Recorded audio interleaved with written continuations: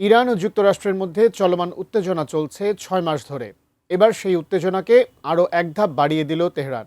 এবার কোনো রাগঢাক না রেখেই যুক্তরাষ্ট্রকে সরাসরি পারমাণবিক অস্ত্র নিয়ে ভয়ঙ্কর এক হুমকি দিয়েছেন ইরানের এক প্রভাবশালী ধর্মীয় নেতা। তার সেই হুঙ্কারে নড়ে চড়ে বসেছে পশ্চিমা বিশ্ব। তাহলে ইরান কি সত্যি তার দীর্ঘদিনের পরমাণু নীতিতে বড় পরিবর্তনের ইঙ্গিত দিচ্ছে? বিস্তারিত জানাচ্ছেন শেখ ফরিদ। এতদিন ইরানের হুমকির কেন্দ্রবিন্দুতে ছিল দূরপাল্লার ক্ষেপণাস্ত্র ও ড্রোন। সেই সঙ্গে হরমুজ প্রণালী ঘিরেও তৈরি হয়েছিল নতুন উত্তেজনা। কিন্তু এবার ইরানের এক প্রভাবশালী ধর্মীয় নেতা এমন মন্তব্য করেছেন যা মধ্যপ্রাচ্য সংঘাতের পুরো হিসাব পাল্টে দিতে পারে।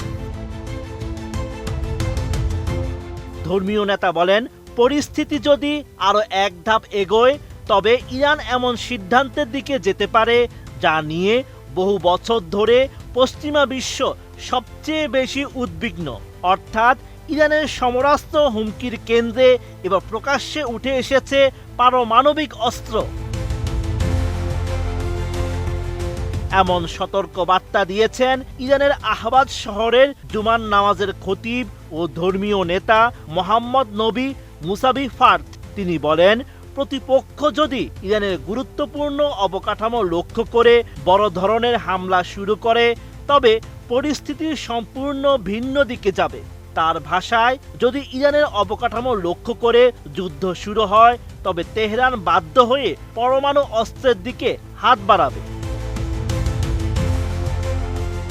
এমন বক্তব্যের পরই নড়ে চড়ে বসেছে পশ্চিমা বিশ্ব। বিশ্লেষকরা বলছেন, এটি এখনো ইরান সরকারের পক্ষ থেকে পরমাণু অস্ত্র তৈরির কোনো আনুষ্ঠানিক ঘোষণা নয়। তা সত্ত্বেও বক্তব্যটির রাজনৈতিক গুরুত্ব কমও নয়। বক্তব্যের এক পর্যায়ে যুক্তরাষ্ট্রকে সরাসরি যুক্ত করে সতর্ক বার্তা দেন মুসাবি ফার্দ। তিনি বলেন, সংঘাত আরও বিস্তৃত হলে ইরানের ক্ষেপণাস্ত্র এবং ড্রোনের সরাসরি লক্ষ্যবস্তুতে পরিণত হবে মধ্যপ্রাচ্যে অবস্থিত সব মার্কিন ঘাঁটি। এদিকে ইরানের সর্বোচ্চ নেতা আয়াতুল্লাহ মোস্তফা খামেনির উপদেষ্টা মোহাম্মদ মুকবারও এক পৃথক বক্তব্যে আরও কঠোর সতর্কবার্তা দিয়েছেন। তার হুঁশিয়ারি, ইরানের নীতিগত শর্তগুলো পূরণ করা না হলে চলমান পরিস্থিতি আক্রমণাত্মক যুদ্ধের পর্যায়ে মোড় নিতে পারে। বিশ্লেষকরা বলছেন, ইরানের তরফ থেকে এখন দুটি স্পষ্ট কৌশল দৃশ্যমান।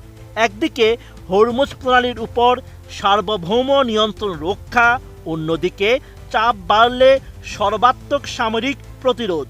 আর এর সঙ্গে পরমাণু অস্ত্রের সরাসরি ব্যবহার সম্পর্কিত নতুন সতর্ক বার্তাটি পুরো মধ্যপ্রাচ্য পরিস্থিতিকে আরও জটিল ও স্পর্শকাতর করে তুলেছে। Sheikh Farid, ATN news.